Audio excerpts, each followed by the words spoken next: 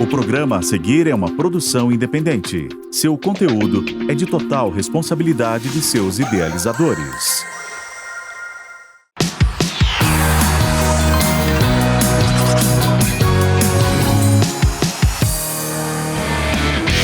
PixBet, vale a pena se jogar, pode apostar.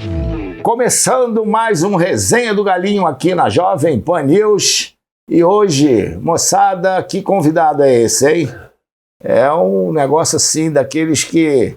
Primeiro, dos maiores que eu tive a oportunidade de jogar, começar juntos, né? De fazer uma carreira toda ela junto, desde o futebol de salão, passando pelo juvenil, passando pelo profissional, seleção brasileira, juntos, companheiros de quarto, até chegar no beach soccer ainda. Então, cara, tá com esse cara aí, companheiro da pelada, a gente tá na mesma pelada já há mais de 30 anos, com a galera se divertindo, tomando aquele chopinho, jogando conversa fora, lembrando das boas coisas. E que alegria poder receber aqui no Resenha do Galinho, meu parceiro, companheiro, né, nosso grande Leovegildo, né? Tá legal. Tudo bem, Júnior? Beleza, prazer é meu. Tá legal. Acompanhando sempre aí essa... Não, mas eu também tô te acompanhando, né? Já vi que, pô, teve muita gente que já passou por aqui, né? Que fez parte de toda essa história. Toda essa história, né? Pô, que legal. Muito legal. Grandes parceiros nossos de muitos anos. Eu queria falar como é que, se você ainda lembra que você veio muito novo, né? Vim com 5 anos de João Pessoa. Lá de João Pessoa, né? Família toda. Inicialmente, quer dizer, meu pai trabalhava numa fábrica, né? Ele tinha uma fábrica que meu avô deixou para ele. E quando ele decidiu vender a fábrica, foi quando houve a transferência da família. Primeiro veio meu irmão mais velho, o Lino. Grande Lino, meu professor. Isso. E depois eu vim junto com o outro meu irmão, o Nena, né? O Leonardo Caçula já nasceu aqui. E a gente, quando veio de uma pessoa, direto para Copacabana lá. E o futebol, primeiro foi a praia ou primeiro foi o salão? Primeiro foi a praia. Primeiro foi a praia, porque era a diversão que tinha. Na época o Juventus já existia, né, o time. E com o Lino já jogava, né? Apesar dele ter feito carreira jogando voleibol, mas ele começou jogando e eu acompanhava ele. Eu tinha 9 anos, né? E jogava no infantil do Juventus. E ele jogava no infanto juvenil. Lino, para quem não sabe, um dos grandes jogadores de voleibol, acho que chegou à seleção brasileira, né? Jogou para o Americano de Cali, em 74, 75. E foi meu professor aqui, quando eu inaugurei o Centro de Futebol Zico, ele era um dos nossos professores. E o cara, uma história fantástica. E aí a gente bateu alguma bolinha na praia ali de vôlei, né? Era o famoso mão de abacaxi. Foi no futebol de salão que você foi visto, né? O engraçado é o seguinte, que eu fui no primeiro dia para acompanhar meu irmão que jogava, eles fizeram um time, né, do pessoal mais velho de 15 anos, e eu fui para ver, lá no Sírio-Libanês, né? E teve um dos rapazes que não foi, o Olito machucou, e ele não podia jogar. Aí os caras, eu era bem magrinho também, pô, vai jogar? O Lino falou, se botar, acho que ele joga. Aí eu terminei jogando, né? E o engraçado é que eu fui o único que fui chamado para fazer parte depois, né? Com o Orozimbo, que era o treinador da época, que me chamou para jogar no 11 a 13, né? Eu já fui jogando nesse 13 a 15. Aí dali foi quando começou. É que a gente fazia aqueles torneios, né? Tinha os torneios, aí eu fui jogar por um time lá do Amarildo, que era um time do Seu Pinheiro, lá da Santa Teresa. O mais engraçado é que o Seu Pinheiro não tinha visão, né? Não, ele é ceguinho, né? Ele dizia, como é que pode um treinador? Ele era tudo, né? Era tudo. É o que muito hoje que acontece profissional. O cara é presidente, dono do clube, dono do time, treinador, tudo. E aí ele tinha um zagueiro que jogava estudava comigo. No Rivadavia? No Rivadavia. Aí ele era o Beck. Aí ele falou, eu e mais um goleiro do Vila Isabel. E aí levou nós dois. E jogava também o irmão do Renato, do América, né? E aí a gente formou esse time e saímos jogando ali. Foi onde a gente foi jogar com vocês lá no torneio. Porque os dois times não eram federados, né? Então não disputavam, só jogavam esses torneios, né? E foi exatamente ali que... E quem te viu lá que te levou pro Flamengo? Quem me levou para o Flamengo depois, isso já foi em 1970, eu tinha 16 anos. Foi o seu Rui, que era o treinador também do futebol de salão, que ele era treinador do Flamengo. E num desses torneios ele estava vendo. Aí ele me chamou, aí eu fiquei o ano todo lá no Flamengo, já no salão com 70. Aí já estava, eu era o infante juvenil, aí tinha o Adílio e o Júlio César que jogavam no infantil, né? Que eram monstros. Salão, né? Salão. Era salão. Eles dividiam um pouco, né? Porque antigamente você podia jogar no salão e no campo, né? E existia uma rivalidade muito grande, porque os caras do campo queriam que eles ficassem só no campo. E o pessoal do salão queria que ficasse só no salão. Então eles se dividiam, mas os dois eram um espetáculo. Fora da curva, né? Não, totalmente. É. A gente pedia para chegar mais cedo para poder ver E não é à toa que aquela bola não desgrudava do pé do Brown absurdo. do Júlio. Talvez tenha sido, em termos de habilidade, Incrível, porque né? é muito difícil, né? Você sair do salão com aquela bola. Naquela época a bola era um pouco mais pesada, né? O cara sair dali para jogar no campo, onde a bola é mais leve, quicava mais, e eles conseguiam fazer a mesma coisa, independente Incrível, de né? qualquer Muita coisa. habilidade, né? Aí fizeram isso depois a vida toda. Né? E aí a gente se juntou a eles naqueles jogos de final de ano do futsal, né? E ficou difícil para os caras ganhar. Não dava. Por mais que eles fizessem aquelas seleções, bem que eles tentavam. Né? O Blanco que gostava, né? Saudoso Blanco que organizava. É verdade, porra. Sadef, saudade. né? E dali acabou surgindo depois o Jogo das Estrelas, né? Para encerrar a temporada. Mas era muito legal ali porque a gente tinha, né, a oportunidade de conviver com os nossos adversários de uma forma completamente diferente. Não tinha rivalidade, era mais uma festa, né? E ali eu me lembro do Grajaú, principalmente, né, onde fazia que era multidão, para você entrar e você sair era... E o Sérgio Sapo, você mesmo, Sérgio Sapo, que está nos vendo aqui, está prestigiando e prestigia sempre o Resenha do Galinho, você tentou armar o time que foi bicampeão mundial pelo Brasil, lá do Atlântica, com aquela turma toda lá e tal, e nem assim você conseguiu ganhar, tá? Nem assim você conseguiu ganhar. Bom, vamos lá para a tua chegada lá no Flamengo e com tudo isso, eu lembro que você falou sempre da conversa que seu Bria teve contigo, né? Eu fui levado por um amigo do seu Bria, né? Que era o Napoleão, que era vizinho dele, morava no mesmo prédio lá em Copacabana. E esse Napoleão jogava voleibol com meu tio-avô, irmão da minha avó. E o Napoleão terminou me convencendo, porque eu já estava estudando, já tinha feito um monte de experiência e tal. Aí meu tio falou, pô, vai lá, o Napoleão é meu amigo e tal, eu fui lá. E no primeiro dia que eu cheguei, né, com aquele cabelo Black Power, o seu Bria, com aquele sotaque ainda paraguai, depois de 40 anos, o seu Bria faleceu e não perdeu o sotaque. E o seu Bria falou pro Napoleão, Napoleão, o que esse menino veio fazer aqui? É jogador de futebol ou guitarrista? Falei, caramba, já tomei uma sola no... Era próprio dele, né? Mas o seu Bria, eu acho que não só comigo, mas eu acho que a nossa geração, a gente deve muito pelos ensinamentos e conselhos, né, do seu Bria. E ele foi importante também, depois que eu comecei no meio, ele que me convenceu junto com o professor Jaime Valente, né, de sair do meio campo para lateral, que no profissional... tinha mais brecha, né, na lateral.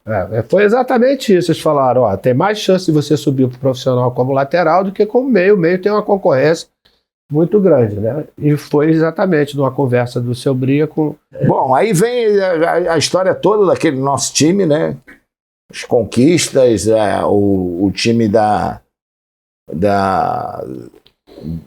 do tempo que a gente passou sem ganhar, que subiu, né? Que ficamos questionados. Que terminou servindo, né? De uma experiência. Foi uma experiência grande. 76, 77, principalmente. Né? E aí veio você já titular absoluto, com o time técnico. Aí vem a Copa do Mundo de 78. Aí ele vai e improvisa o Edinho. Você estava esperando uma oportunidade, principalmente que ele tinha te levado na Olimpíada, né? Titular, né? Na verdade, ele me levou para a Olimpíada e ele foi a primeira vez que eu vi um treinador jogar com 4 laterais. Foi. Jogava que jogava Chico Fraga e eu jogava no meio, né? E jogava Rosemiro e o Mauro do Guarani e o Rosemiro. Ele usou isso porque nós éramos jovens, né? Enquanto os outros times que nós jogamos contra a Rússia, contra a Polônia, que eram times que tinham acabado de jogar a Copa do Mundo. Então foi uma forma que ele encontrou. Eram amadores, né? Entendeu? E quando eu voltei para o Flamengo, quer dizer, aí já tinha 2 anos já praticamente, já como lateral esquerdo, depois que eu saí da direita, foi com a vinda do Toninho Baiano.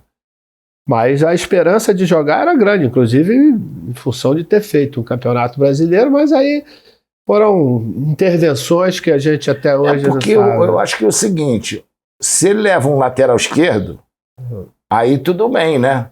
Mas levar o Edinho, uma improvisação... Ele fez uma improvisação, né? Que nem foi boa pro Edinho. Nem foi boa pro Edinho, exatamente. Porque terminou... Porque a adaptação... O Edinho, pelo amor de Deus, né? Cracaço. Mas, quer dizer, eu com o capitão tinha você sabe muito bem, uma relação muito forte.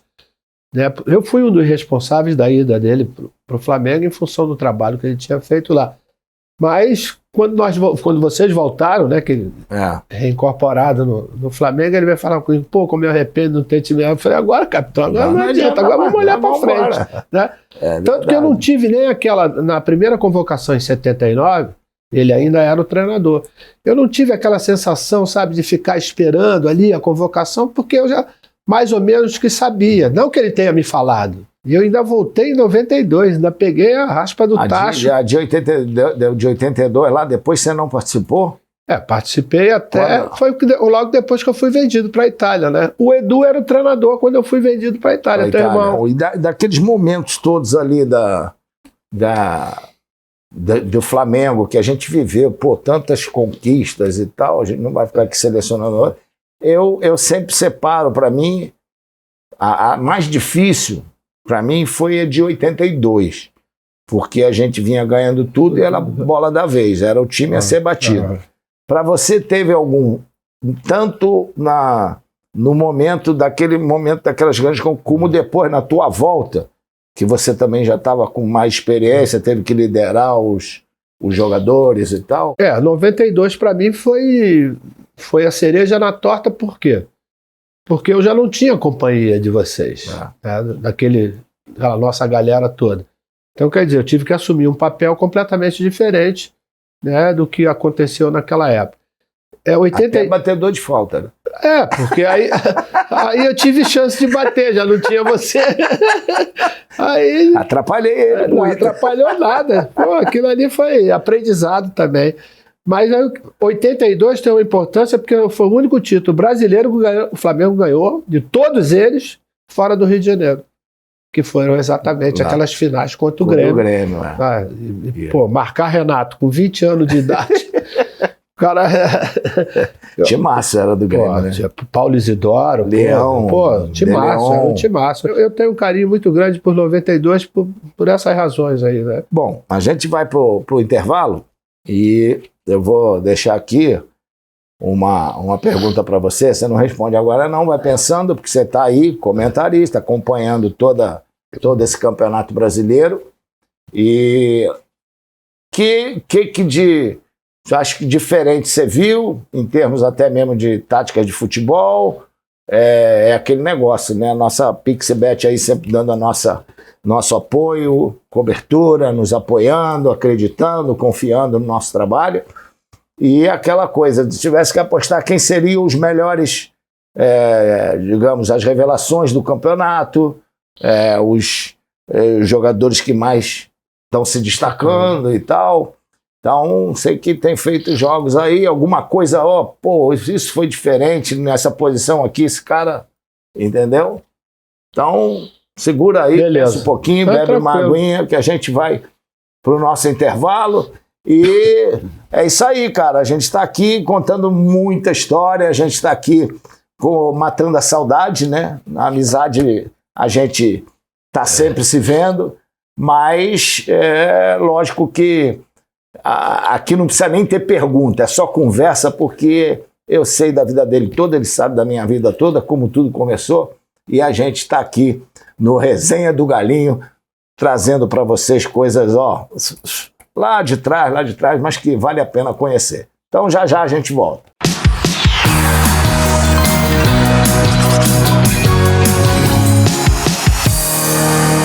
Eu sou jogador, mesmo antes de ser atleta. Sempre encarei tudo como um jogo e me joguei em cada etapa da minha vida. Joguei de lado muita coisa para me dedicar ao futebol. Para jogar o troféu para cima, eu sei que tudo começou lá atrás, lá de baixo, quando ninguém apostava em mim. Se hoje tenho meu nome na camisa, se sou herói para a torcida, é porque eu apostei em mim. Eu fiz o jogo acontecer. Faça você também. PixBet, vale a pena se jogar. Pode apostar.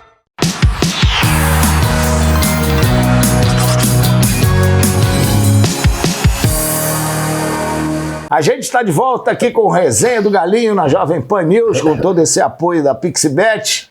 E, lógico, deixamos aqui uma pergunta, ou como foi, podia fazer um balanço assim desse Campeonato Brasileiro. O Júnior é o comentarista, aliás, obrigado à Rede Globo por ceder meu grande companheiro, grande amigo de tantos anos de bola e de amizade, e poder estar aqui com a gente. E, Léo, e aí?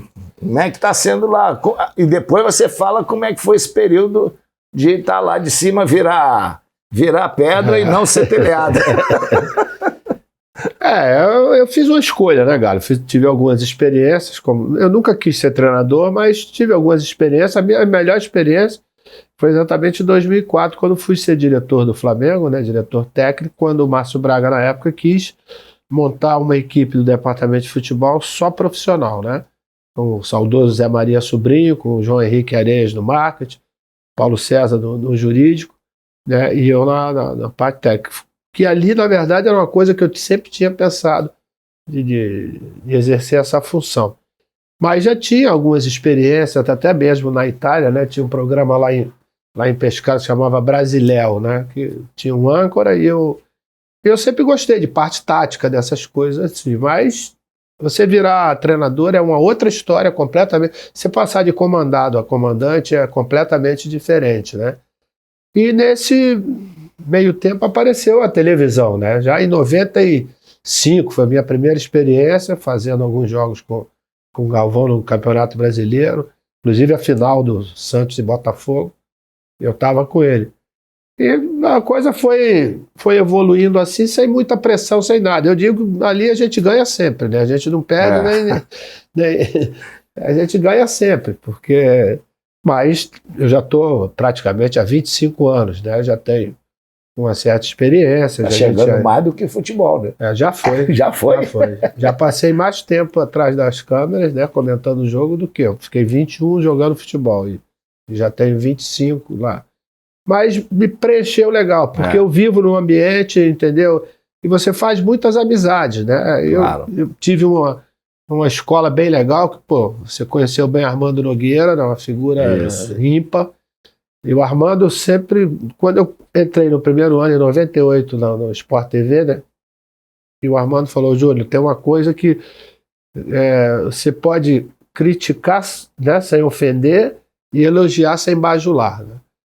Quer dizer, você vai procurando o meio termo disso aí, porque a gente se coloca, os ex-jogadores comentaristas, tem que se colocar no lugar que um dia você esteve, né? Então você vai saber que vai estar a tua mulher, tua mãe, tua avó, tua noiva, tua namorada, do outro lado, escutando aquilo que um dia tua mãe escutou e não gostou. É verdade. Então você precisa medir um pouco isso. Eu falo sempre o seguinte, Galo, se você pode dizer, o João hoje... Não foi legal. Não está muito bem. Errou mais do que o normal. É diferente de você, o João tá mal. João... Você precisa um pouco disso aí. Né? Tem gente que vai pela outra linha, fala, respeito também, entendeu? Mas vamos lá então a esses destaques aí do Campeonato Brasileiro.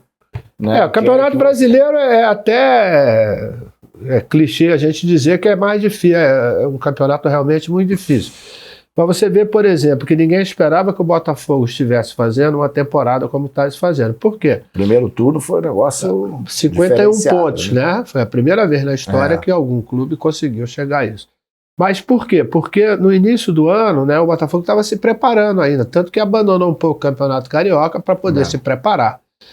mas com algumas contratações pontuais, por exemplo, o Tiquinho Soares, o Eduardo, né? O Adrielson já tinha, mas esses dois principalmente, os caras se encaixaram de um jeito que realmente fizeram o Botafogo fazer um campeonato excepcional. O Palmeiras, que mantém aquela regularidade dos últimos anos com o Abel à frente de todo mundo, sem muitas contratações, né? Mas usando muito mais a garotada, o Palmeiras mantém em todas as competições. Eu acho que o Palmeiras perdeu um jogador que, a meu ver, era fundamental naquela organização da equipe, que foi o Scarpa. Ele foi, talvez, o ano passado, o jogador determinante para o Palmeiras fazer o que fez. Né? Sem dúvida. Foi obrigado a mudar um pouco o esquema de jogo. Até o próprio Zé Gabriel passou a jogar, né, de uma outra forma, mas manteve o mesmo nível de atuação do mesmo jeito. Eu acho que isso é um mérito muito grande do Abel, porque ninguém consegue se manter nesse mesmo nível com essas competições tão difíceis e fazendo o que foi. Outro grande destaque para mim foi o Fluminense do Diniz nos grandes momentos, né, com todos os titulares, que joga realmente um futebol que te dá prazer, de você sentar ali e dizer, pô, vou me deliciar com isso.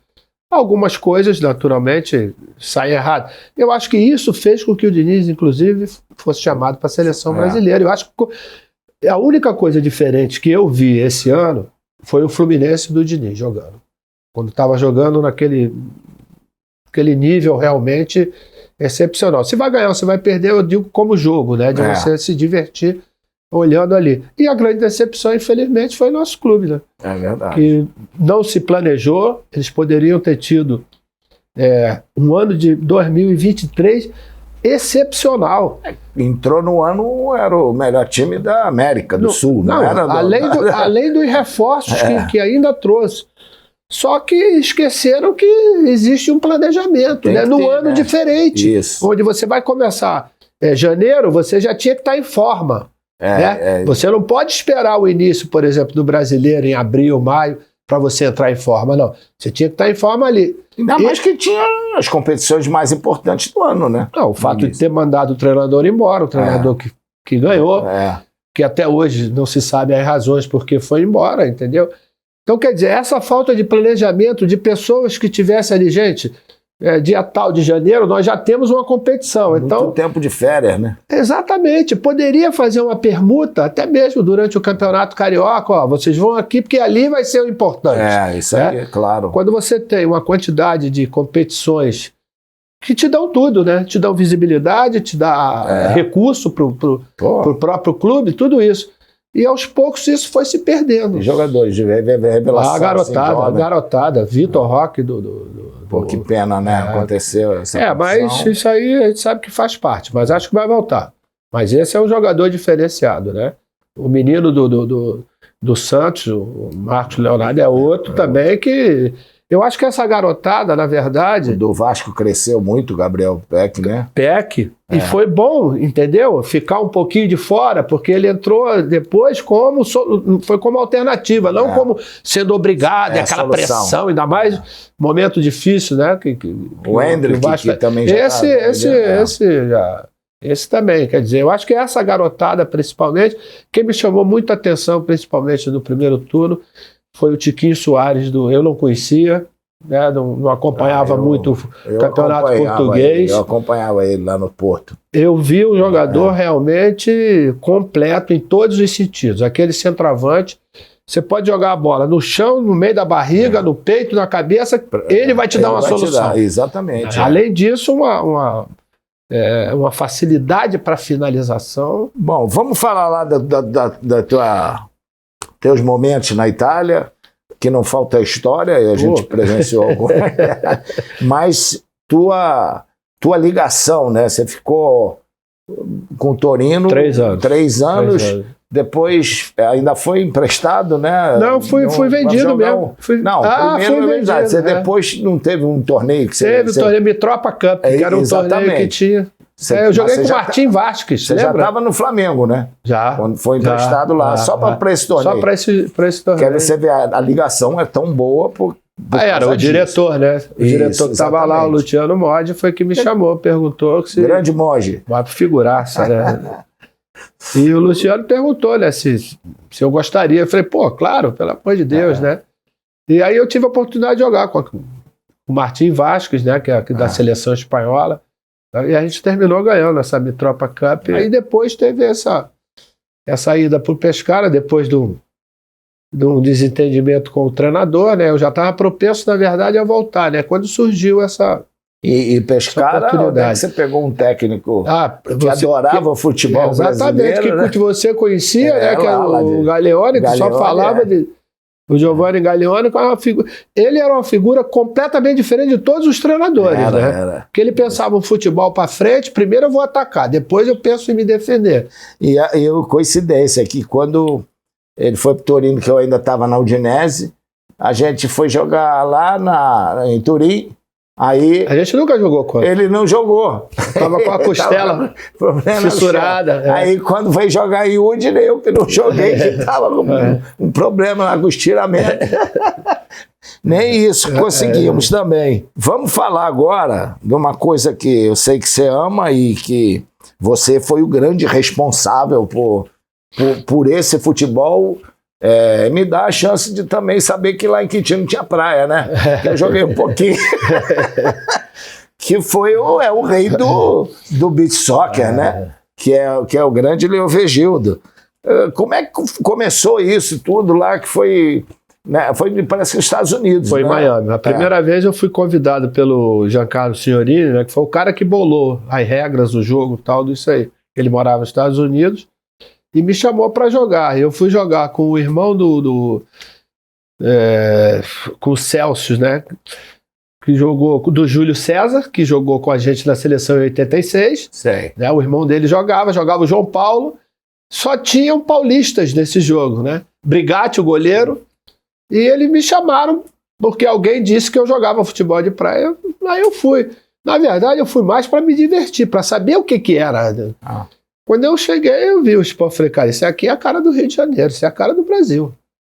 Aí, dali a coisa começou conversando com ele quis trazer para cá.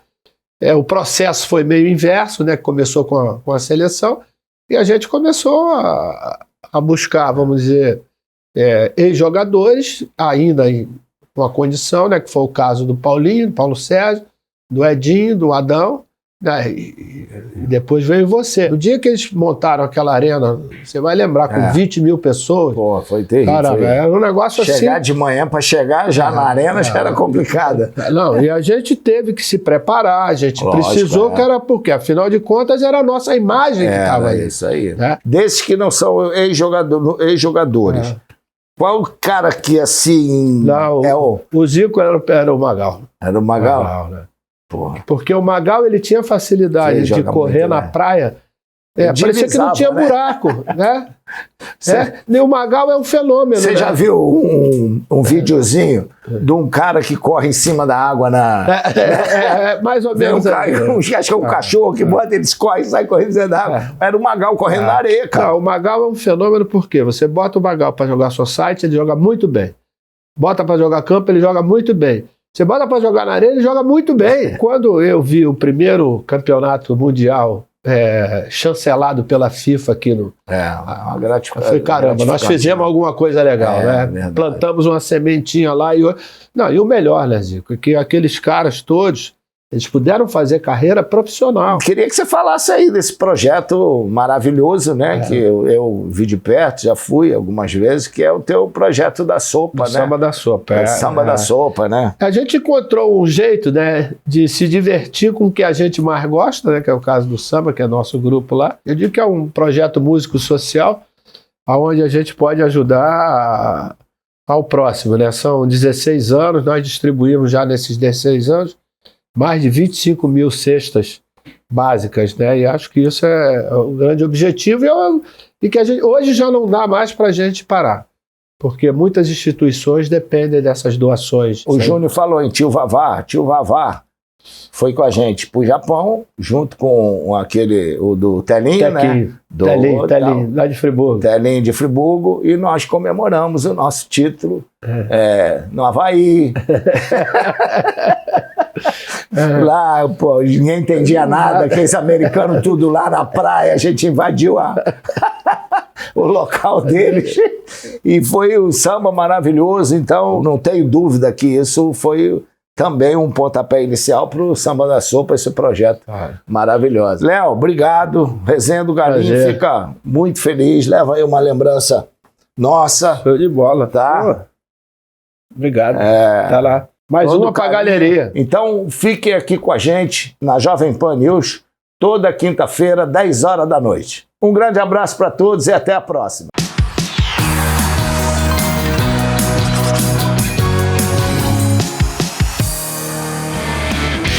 PixBet, vale a pena se jogar, pode apostar.